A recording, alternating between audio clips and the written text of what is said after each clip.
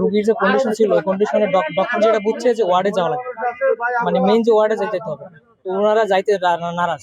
ওয়ার্ডে যেয়ে বলছে যে আমরা তাড়াতাড়ি চলে যাবো, ওয়ার্ড থেকে আবার নিচে পাঠাচ্ছে। তো ওনারা বলছে যে আমরা এখান থেকে জিজ্ঞেস করে দেবো, একজন মহিলা ডক্টর বসে তার সাথে খারাপ ব্যবহার করে, তো আমি মিলিমিট করে দিচ্ছি। আবার তারপরে আমার সাথে খারাপ ব্যবহার শুরু করেছে। আমি তারা বললাম কেন যে ওয়ার্ডে যান, আমরা কেন বলতেছি যে ওয়ার্ডে যান। এই এই এই পর্যায়ে এক পর্যায়ে আমার ডাককে নিয়ে তারপর আমার টানে নিয়ে মাস ওয়ার্ডের ভিতরে মানে ওয়ার্ড থেকে সামনে আইনে তারপর মাস। ওনার রোগী যখন ভর্তি হওয়ার পরে ম্যাডাম তখন বলছে যে আপনার রোগীর তো এখানে কাগজপত্র নেই আগে ডাক্তার দেখানোর, তাহলে আপনারা ওয়ার্ডে যে ব্লাডটা দেন, মিড ডে মিল ডাক্তার আছে তারা দেখবে। ওনারা বলতেছে যে না আমরা ওয়ার্ডে যাবো না, কারণ ওয়ার্ডের পরিবেশ ভালো না, আমার এখানে রোগীকে রেখে ব্লাড দেবো।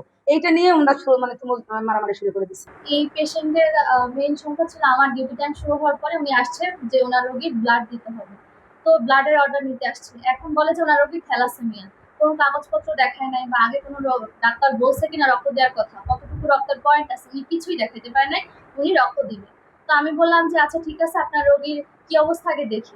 এরপরে রোগী আমি দেখলাম, এখন রোগীর প্রথম ওনারা কোনো হিস্ট্রি দেয় নাই, রোগী যে কালকে রাতে অসুস্থ হয়েছিল বা বমি করছে কিছু আমাকে বলে নাই, ওনারা শুধু রক্ত দিবে। এবার আমি রক্তের অর্ডার দিছি এবং বলছি যে রোগী যেহেতু একটু অসুস্থ আছে আপনারা 3 তলায় নিয়ে যান, এখানে মানে রক্ত দেওয়ার পরে যদি কোনো খারাপ অবস্থা হয় তাহলে ম্যানেজ করতে পারবো না আমি, বা এখানে ওরকম ম্যানেজ করার মতো ইয়ে নাই, বড় সার্ভার নাই, আপনারা 3 তলায় মেডিসিন অর্ডার আন্ডারে ভর্তি হন।